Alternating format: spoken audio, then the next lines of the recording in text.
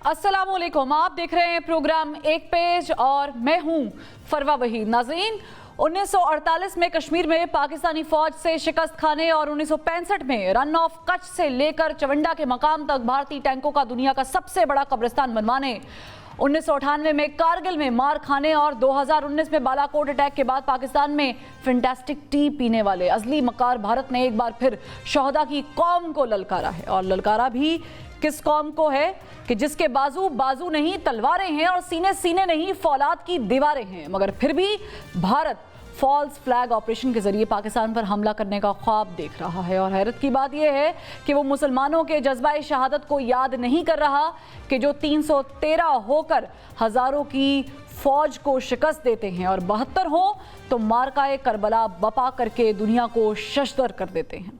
अगर मोदी के भारत को इस किस्म के जज्बाए शहादत का नहीं पता तो मैं बताती चलूं कि पूछ उससे कि मकबूल है फितरत की गवाही, काफिर है तो शमशीर पे करता है भरोसा, मोमिन है तो बेतैग भी लड़ता है सिपाही। पहलगाम फॉल्स फ्लैग ऑपरेशन का वाकया हुए 12 दिन गुजर चुके, मगर भारत ना तो सबूत दे सका और ना ही पाकिस्तान पर अटैक करने की हिम्मत कर सका, क्योंकि उसे पता है पाकिस्तानी कौम और फौज बैक वक्त हर महाज और हर बॉर्डर पर चौकन्नी है। दुश्मन अफगान बॉर्डर से घुसे तो 71 दहशतगर्दों को ठिकाने लगा दिया जाता है। अगर क्वाडकॉप्टर के जरिए जासूसी करने की कोशिश करे तो मार गिराया जाता है और अगर कश्मीर में राफेल उड़ान भरने की कोशिश करे तो भगा दिया जाता है। समुद्री पानी में अगर दुश्मन की आबदोजें आगे बढ़ें तो उन्हें भी खामोशी से वापस रवाना कर दिया जाता है। यानी भारत को मालूम पड़ चुका है कि हवा, फिजा, जमीन, समुंदर, कोई एक रास्ता ऐसा नहीं जहां से पाकिस्तान में दरअंदाजी की जा सके, मगर उसके बावजूद भारत की गीदड़ भपकियां खत्म होने का नाम ही नहीं ले रही। हालांकि मोहम्मद बिन कासिम से लेकर गौरी, गजनवी, तैमूर और औरंगजेब की पुश्तों की 1000 साला हिंदुस्तान पर राज कथा भारत को भूलनी नहीं चाहिए कि हिंदुस्तान पर इतना अरसा हिंदुओं ने हुकूमत नहीं की जितना अरसा मुसलमानों ने राज किया। मोदी सरकार को मालूम होना चाहिए कि किस कौम से पाला पड़ा है। हम वो हैं जिनकी हैबत से सनम सहमे हुए रहते थे बुत खानों में, बल्कि मुंह के बल गिर के हुवल्लाहु अहद कहते थे। दश्त तो दश्त दरिया भी ना छोड़े, बहरे जुल्मात में भी दौड़ा दिए घोड़े। इस सब की वजह यह है कि हम आग तक तकबीर की सीनों में दबी रखते हैं और सरफरोशी की तमन्ना दिल में रखते हैं, क्योंकि 48, 65, 71 और 98 की कारगिल वॉर तक तो बंदूक और टैंक थे, मगर अब शाहीन है, गौरी है, अब्दाली है, गजनवी है। और मोदी सरकार, आप यकीन जाने कि इन सब का रुख भारत की तरफ ही है। और अगर भारत ने किसी मिस एडवेंचर की कोशिश की तो हम बताएंगे कि गिर जाती हैं कदमों में किस तरह से दस्तारें, दिखाएंगे तुझको 100 बार ये नज़ारा, अभी वक्त है हमाकत से कर ले तू किनारा, पछताएगा मुंह छिपाएगा मिट जाएगा बंजारा। पाकिस्तानी वो कौम है जिन्होंने एटम बम बनाने के लिए घास खाने को बेहतर समझा था और हमारे आबाओ अजदाद ने जंगे खंदक में पेट पर पत्थर बांध कर जंगें लड़ी। हमारे नबी आखिरुज़्ज़मा हज़रत मोहम्मद सल्लल्लाहु अलैहि वसल्लम के घर में फाके थे, मगर दीवार पर तलवारें लटकती थीं। लिहाजा मोदी और भारत होश के नाखुन ले, वगरना एक था हिंदुस्तान के किस्से रहती दुनिया तक सुनाई देंगे। पाकिस्तान अगर पहलगाम फॉल्स फ्लैग वाक़े की तहकीकात की बात कर रहा है तो दुनिया को एटमी जंग की जद में आने से बचाने की कोशिश कर रहा है, तो इसका मतलब ये हरगिज़ नहीं है कि पाकिस्तान कमज़ोर है, बल्कि पाकिस्तान अमन पसंद मुल्क है। लेकिन अगर बात वतन की हुर्मत की हो तो याद रखना, ना समझोगे तो मिट जाओगे ए हिंदुस्तान वालों, तुम्हारी दास्तान तक भी ना होगी दास्तानों में। मौजूदा सरहदी सूरत हाल और ख़त्ते में बढ़ती कशीदगी पर हम बात करेंगे। मैं पैनल इंट्रोड्यूस करवा देती हूँ। हमारे साथ मौजूद है दिफाई तज्जिया car brigadier retire Rashid Wali Khan साहब, इनके साथ साथ साबिक सफ़ीर नगमाना हाशमी साहिबा भी मौजूद हैं और दिफाई तज्जियाकार air marshal retired Shahid Akhtar साहब भी हमारे साथ मौजूद हैं। शाहिद अख्तर साहब, मैं आपसे आगाज़ करती हूँ। हमने देखा कि राफेल भारत बताता है कि मुकम्मल तौर पर उड़ान भरने के लिए तैयार है, कोशिश भी की गई मगर खामोश करा दिया गया। हमारी एयरफोर्स के पास कितनी ताकत है, आप बताइएगा कि हम हर महाज पर फिजाई लड़ सकते हैं भारत से? बहुत शुक्रिया। पाकिस्तान एयरफोर्स के बारे में तो मुझे कुछ बताने की तो शायद ज़रूरत ही नहीं है। ये कौम पिछली 70 साल हिस्ट्री को बहुत अच्छी तरह जानते हैं, और फिर ज़्यादा दूर क्यों जाएं। बालाकोट का वाकया आपके सामने है। लेकिन बहरहाल देखने वालों के लिए मैं ये बताना चाहूँगा कि पिछले 3-4 साल में ख़ुसूसी तौर पे पाकिस्तान एयरफोर्स में बेइंतहा इंडक्शंस हुई हैं।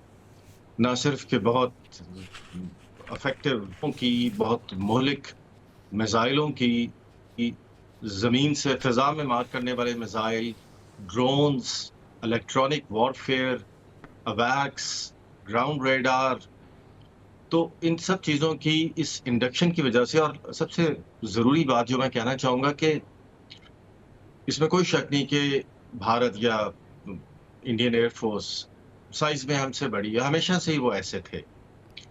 लेकिन उसको ऑफसेट हमने ऐसे किया कि हमने हमेशा क्वालिटेटिव एज रखी, यानी कि हमने हमारा जो भी सामान आज तक एक्वायर किया, वो अपनी सलाहियत के हिसाब से इंडियन एयरफोर्स के सामान से या उनके जहाज़ों से या उनके मिसाइल से आगे था। ये हमारी मजबूरी थी एक छोटी एयरफोर्स के होते हुए। लेकिन मोस्ट इम्पोर्टेंटली हमने अपनी ट्रेनिंग पे बहुत ज़ोर रखा है, और ये इसमें कोई कॉम्प्रोमाइज़ नहीं है। और ये दोनों चीज़ें करनी कि जिसमें आप इंडिजिनसली चीज़ों को बना भी रहे हो मुल्क के अंदर, और एक बहुत हाई लेवल ऑफ ट्रेनिंग भी आपने मेंटेन रखी है, उसके लिए बहुत ज़्यादा प्लानिंग करनी पड़ती है।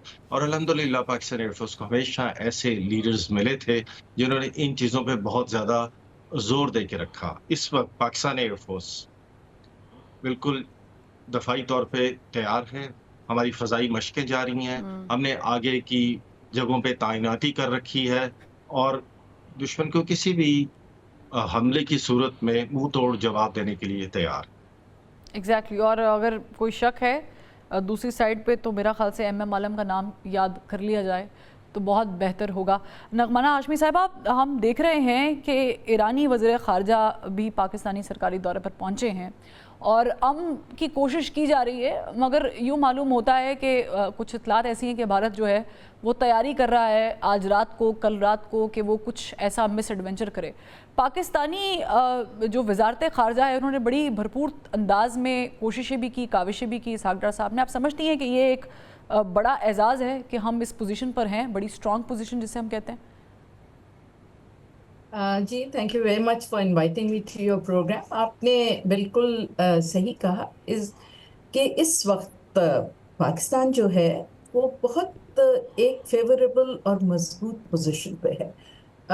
उसकी कई वजूहत हैं। देखिए, जैसे मेरे एयरफोर्स के कॉलीग ने कहा कि हमारी एयरफोर्स बिल्कुल बहुत हर लिहाज से तैयार है, हमारी आर्मी तैयार है, हमारी नेवी तैयार है।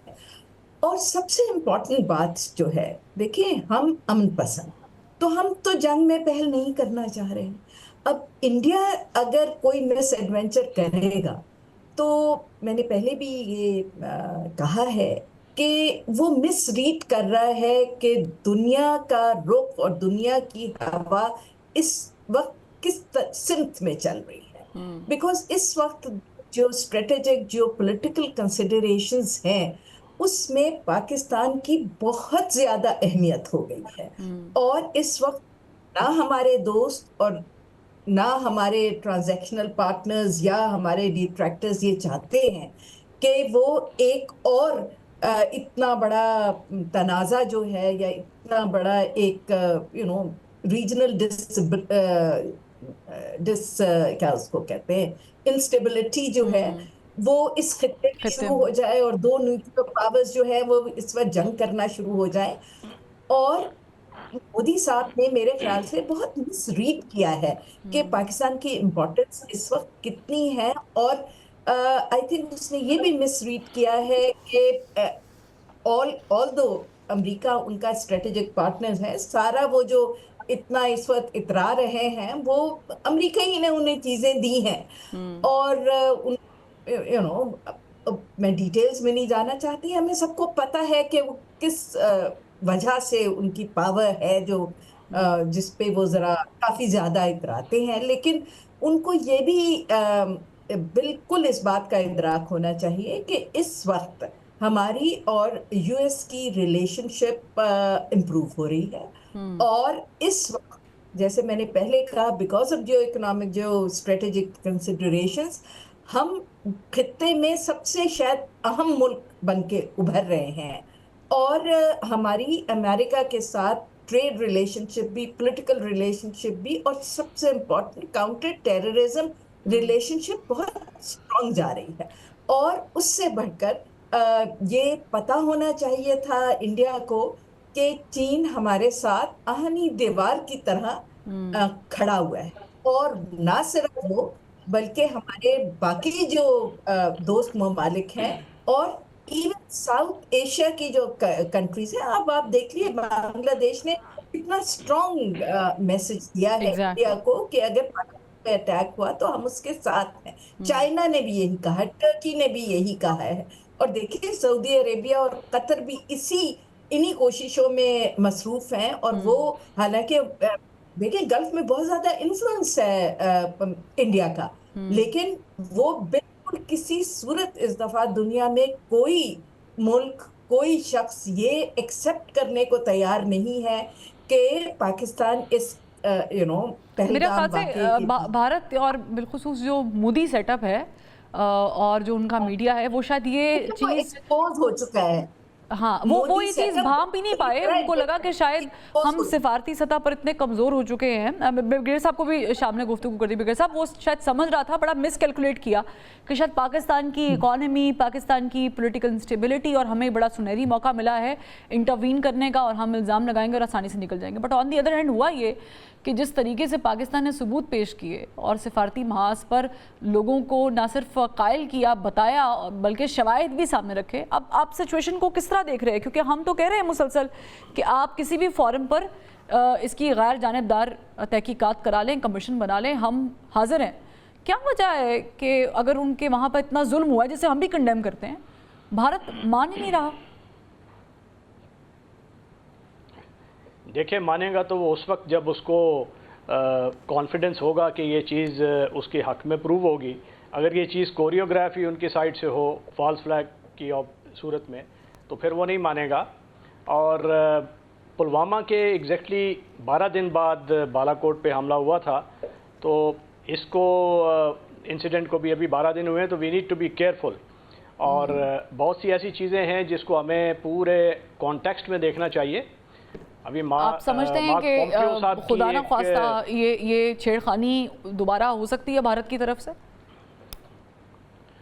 जी देखिए, हो इसलिए सकती है कि आप अहदाफ को देखें वो क्या थे। और अहदाफ बड़े क्लियर थे कि एक तो सिंतास माहदे से निकलना था स्मोक स्क्रीन के पीछे, वो निकल चुके हैं।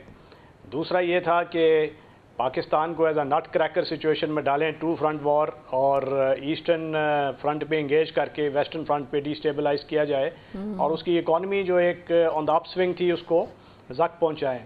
तो तीसरा बड़ा उनका मकसद था कि इसकी आड़ में जो कश्मीर में वो जो डेमोग्राफिक चेंजेस करना चाहते हैं उनकी प्रॉपर्टी हथिया के, वो एक नए सिरे से वो शुरू करें। क्योंकि ये एक दुनिया को उन्होंने गलत तासुर दिया हुआ था, एक पोटेम्किन रियलिटी जिसको हम कहते हैं कि सब कुछ ठीक ठाक है, टूरिस्ट हेवन बन गया है और everything is normal for investors and tourist, which was not the case. ये टेंटमाउंट है जी उसको सेटअप करने का टूरिस्ट्स को, वो उनको लाएं और उसके बाद ना उनको सिक्योरिटी दी है, ना उनके लिए कोई दूसरी फैसिलिटीज़ थी। उसके बाद इनकरेज किया गया इस अटैक को। इनकरेज मैं इसलिए कहता हूँ कि बहुत सा इज़्तिराब था कश्मीर के अंदर, एक रिएक्शन था जो कि ये सारे एनेक्सेशन के बाद कंसोलिडेशन कर रहा था इंडिया कश्मीर में। तो अब ये लावा पक रहा था, इसने कभी न कभी इरप्ट होना था। और उन्होंने टूरिज़म को एक ऐसा एल्डोरेडो कश्मीर को पेश किया कि जी एवरीथिंग इज़ हॉन्की डोरी।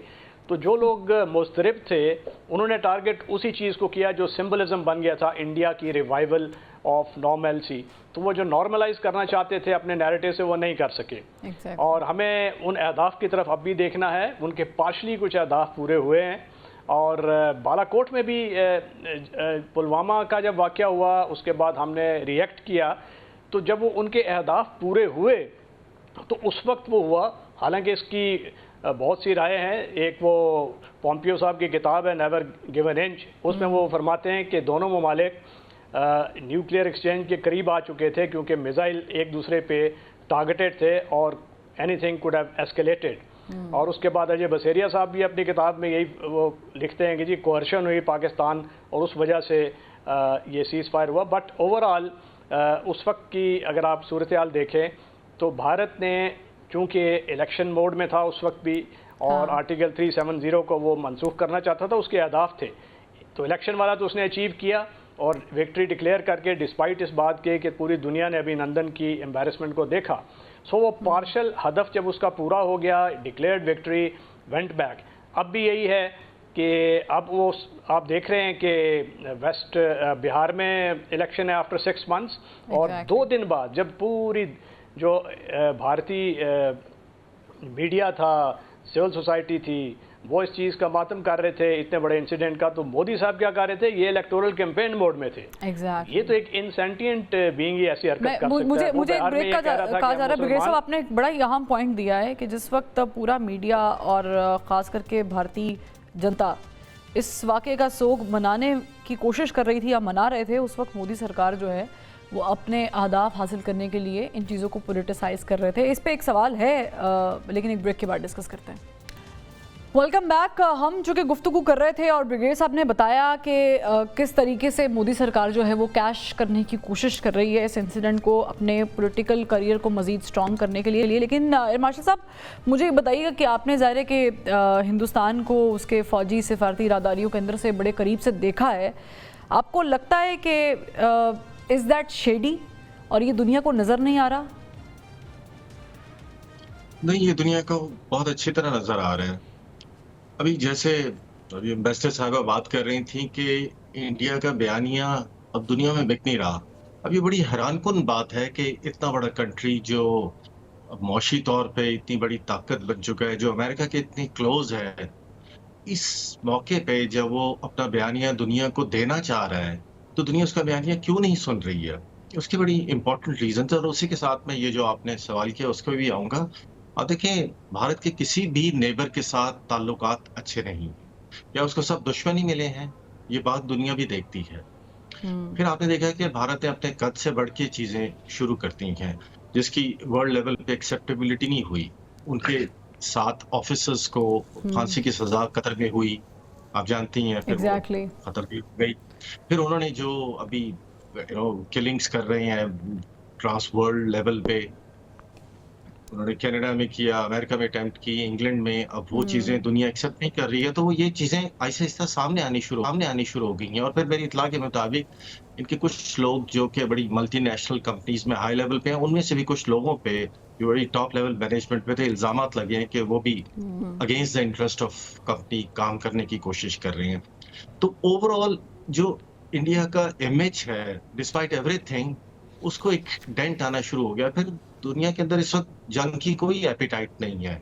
अभी जो सब कुछ हुआ, स्पेशली ट्रम्प साहब के रिसेंट जो अनाउंसमेंट्स थी, उसने इतना हलचल मचा दी हुई है कि अब दुनिया इस तरफ तो बिल्कुल ही देखने की कोशिश करनी, प्लस भारत का ये रिकॉर्ड। उसके अलावा एक बहुत जरूरी चीज वो ये है कि आप देखें, जब भी बीजेपी पावर में आती है, अब बीजेपी किसका हिस्सा है? आरएसएस का। और आरएसएस को तो मैंने बहुत क्लोजली देखा है जब मैं इंडिया में था। और ये दुनिया की सबसे ये बड़ी बुनियाद परस्त हिंदू तंजीम है जिसका बुनियादी मकसद जो है वो ये है कि सब लोग इंडिया में या तो ये क्रिश्चियंस एंड मुस्लिम हिंदू उसमें कन्वर्ट हो जाएं या ये फिर बिल्कुल ही साइड लाइन होके अपनी जिंदगी गुजारें। और अब इनके और बीजेपी इनका एक सियासी विंग है। मोदी साहब ने 7 साल की उम्र में आरएसएस को ज्वाइन किया था। ये वही आरएसएस है जो गांधी के जो कातिल हैं नथुराम गोडसे, उसकी तारीफ करती है और गांधी का जो नजरिया अदम तशद्दुद और रवादारी उसको सख्त नापसंद करती है और ओपनली कहते हैं। अब आप देखें कि जो नेक्स्ट मोदी हम देख रहे हैं, योगी जो हैं, यूपी के चीफ मिनिस्टर, एग्जैक्टली। वो खुले आम आम वो मतलब मुसलमानों और क्रिश्चियंस के खिलाफ बात करते हैं। ये बड़ा एक डेंजरस ट्रेंड है। आपने पाकिस्तान के अभी 2 हालिया इलेक्शन हुए थे, आपने कभी कोई इंडिया बैशिंग नहीं सुनी होगी, इसकी बुनियाद पे कभी वोट नहीं क्योंकि मिलता क्योंकि है। बुनियादी तौर पे स्ट्रक्चर मुख्तलिफ है ना। हमारे यहाँ पे शायद नफरत फैलाई नहीं जाती, नफरत पसंद नहीं की जाती, और हम इस बात पे ना वोट देते हैं ना वोट मांगा जाता है कि हम अब हिंदुओं को मार देंगे या हम नहीं छोड़ेंगे और एक्सट्रीमिस्ट को मार देंगे। हमारे यहाँ पे इस तरह की पॉलिटिक्स इन नहीं है। But you very right about it कि मोदी सरकार और जो मैं है इसमें सिर्फ ये वो इस तरह, और आप देखें कि एक जो बहुत वर्ल्ड एक और चीज को देख रही है कि एक बड़ा डेंजरस नेक्सस डेवलप हो चुका है किसके दरमियान में, बीजेपी लीडरशिप के दरमियान में और बड़े बड़े बिजनेस टाइकून्स के अंदर, एग्जैक्टली। जिसकी वजह से उनको बहुत ज्यादा कंट्रोवर्शियल ठेके भी मिलने शुरू हो गए।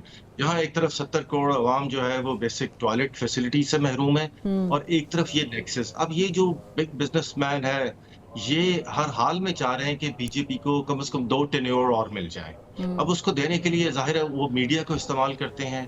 तो ये मीडिया, ये बीजेपी, बिग टाइकून्स, इनका जो नेक्सस है वो इस खत्ते को जंग की तरफ धकेल रहा है।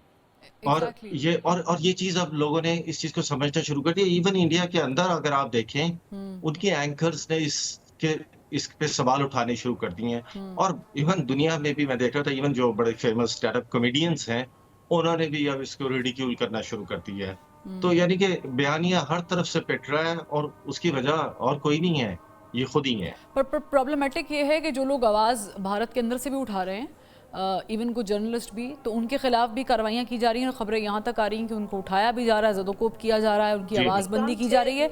लेकिन नगमाना हाशमी साहिबा, हमने देखा FIR भी हो रही हैं जर्नलिस्ट के ऊपर जो इंडिपेंडेंटली काम कर रहे हैं, उनके साथ ज्यादती की जा रही है, और ये बात सोशल मीडिया पर वो उठा भी रहे हैं। अब रिसेंटली हमने देखा कि उन्होंने Pakistani websites, Pakistani channels ban कर दिए, पाकिस्तानी यूट्यूब चैनल्स बैन कर दिए, ताकि उनकी आवाम जो है वो सच ना देख सके, वो आधा झूठ ही देखे और उस पर पूरा एतमाद करे। बट अगेन अब देख रहे हैं कि जो ये इंडस ट्रीटी वाला मामला हुआ है, इस पर साबिक Indus water commissioner Shahraj Memon साहब कह रहे हैं कि भारत जो है वो पाकिस्तान का पानी चंद घंटों से ज़्यादा बंद नहीं कर सकता, और रियलिस्टिक बात यह है कि डैम्स बनाने उसके लिए आपको लैंड, पैसा, पावर, हर चीज़ डालनी पड़ेगी। और अगेन पाकिस्तान ने ये फैसला किया है कि हम वर्ल्ड बैंक के पास जाएंगे। आप समझती हैं कि ये भी एक जो कार्ड भारत की तरफ से खेला गया है, इस पे भी कोई सुबकी हो सकती है?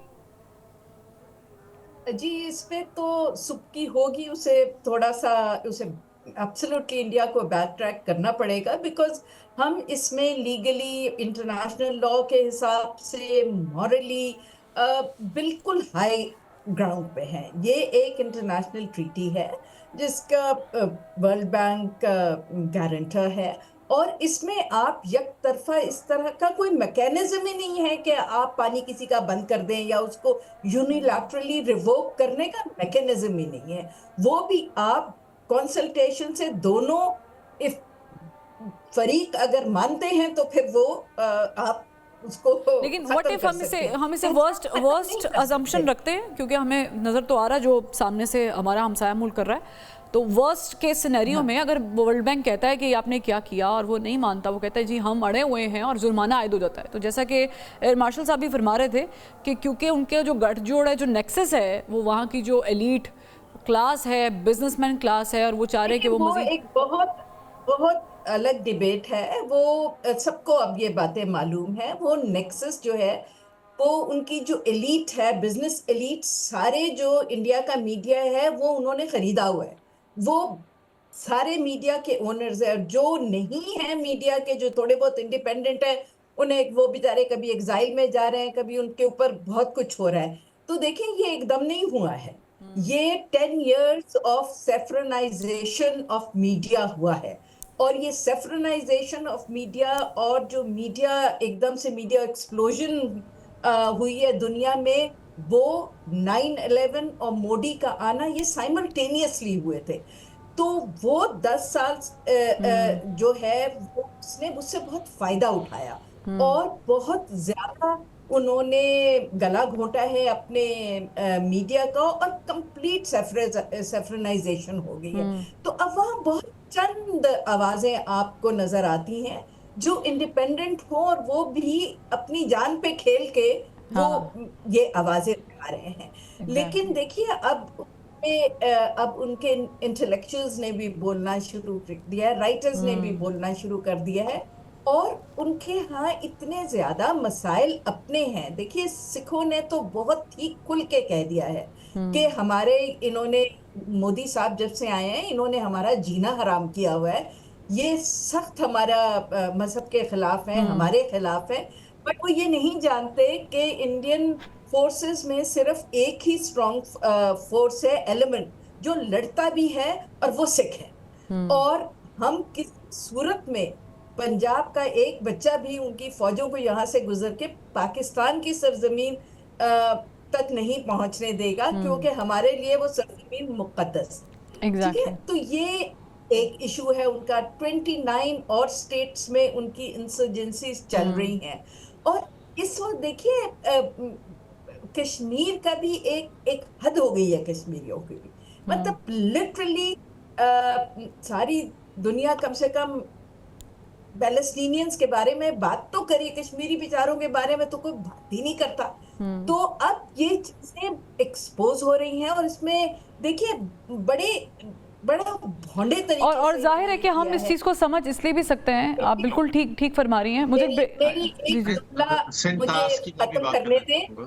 देखिए एक जुमला खत्म करने दीजिए। देखिए ये हमेशा से मोदी ने कहा है, और उसकी यही कोशिश रही। इंडिया कहता है कि जी ये हमारा कश्मीर हमारा टू टंग है और ये हमारा इंटेग्रल पार्ट है, जिसको मोदी ने करके भी दिखाया कि मतलब उसका स्पेशल स्टेटस खत्म कर दिया। लेकिन इस अहमकाना हरकत से क्या हुआ?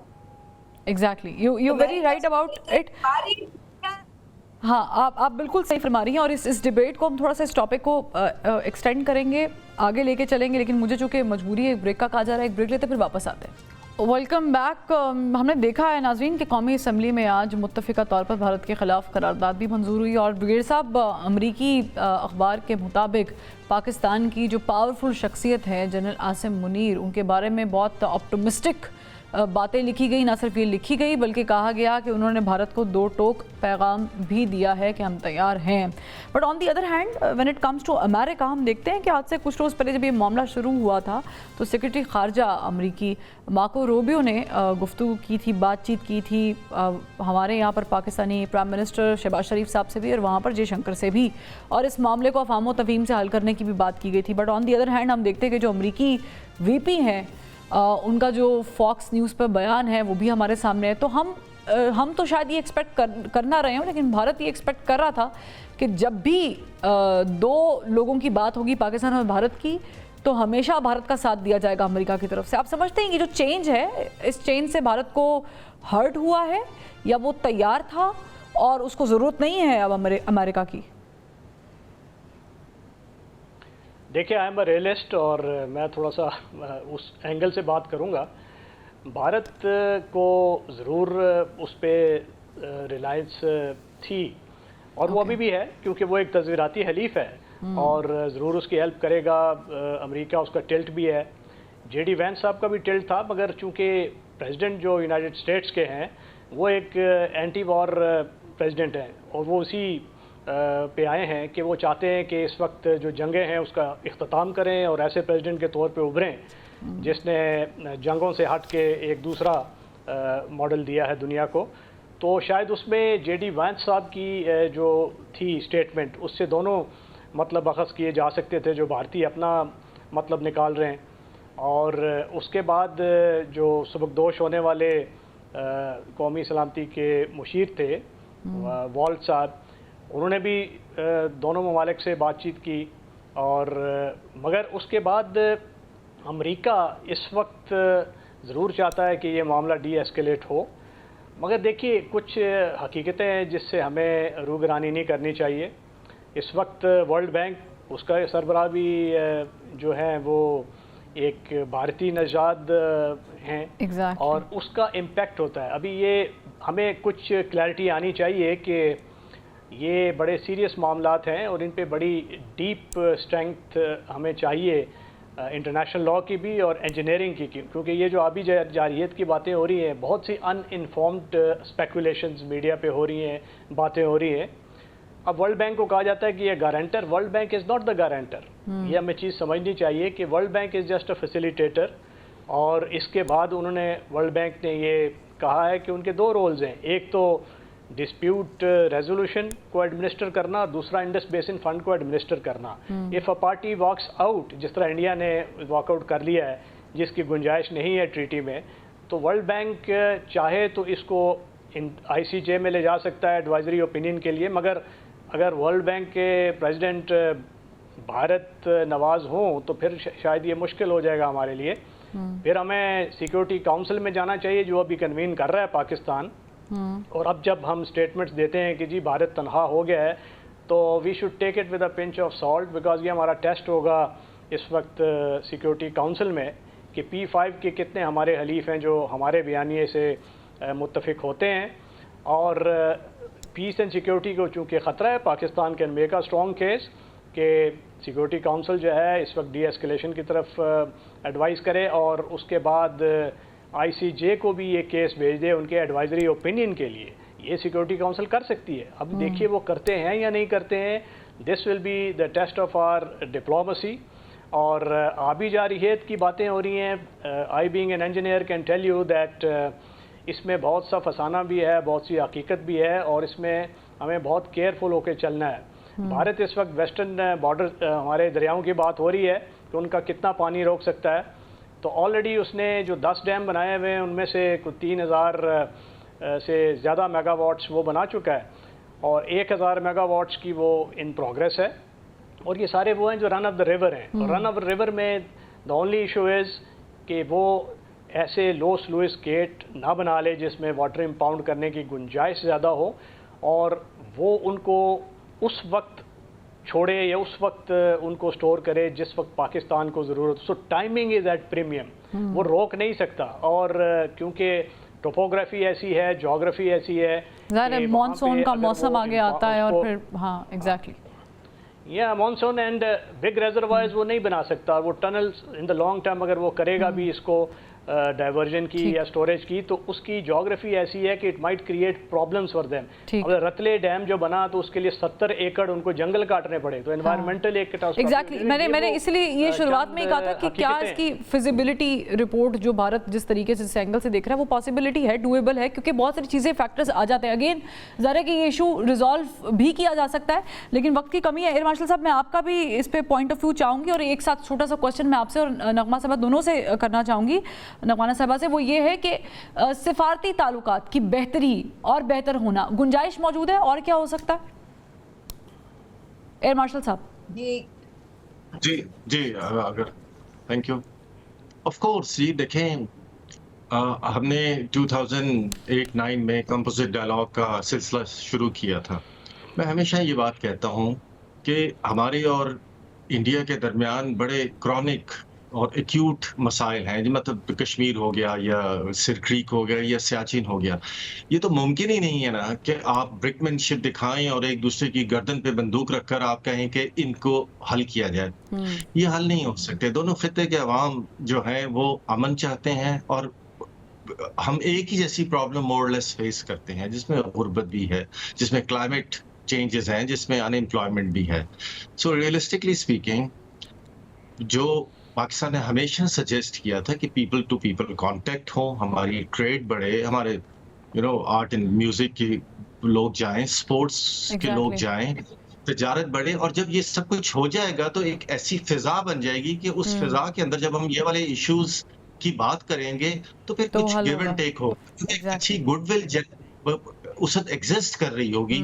और हमने हमेशा यही सजेस्ट किया पाकिस्तान ने।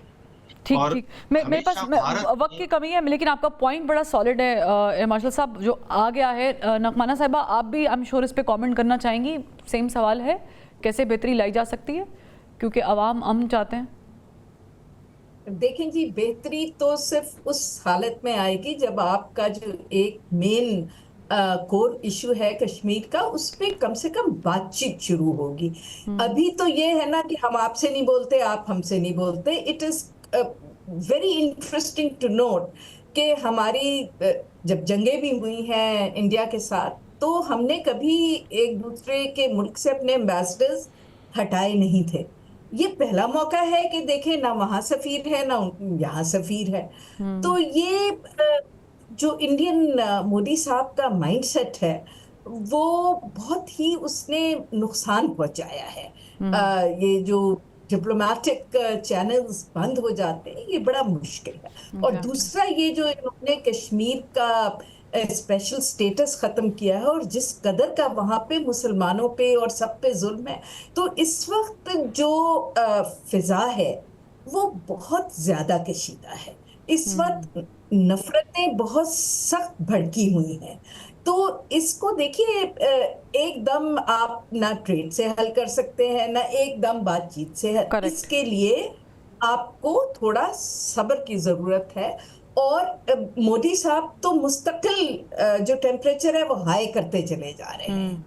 सो unless there is a dramatic change in India, या इंडियन लीडरशिप पे, या मोदी साहब के माइंडसेट पे, या आई डोंट थिंक कि ये जो CBMs होते हैं और जो कल्चरल लिंकेजेस और ट्रेड, ये उनके मसाइल, हम उससे बहुत ज्यादा आगे निकल चुके हैं। तो वो ये चीजें भी उस वक्त काम करती हैं जब पहले कम से कम कोई रास्ते आप बैक चैनल डिप्लोमेसी से करें, ट्रैक 2 से करें, थर्ड पार्टी मीडिएशन से करें। कम से कम जो कोर इश्यूज हैं उनके हल करने के लिए कोई फ्रेमवर्क हो जाए कि जी इस फ्रेमवर्क में बात होगी, जैसे कंपोजिट डायलॉग था। तो उसके साथ साथ फिर ये चीजें भी काम करती हैं।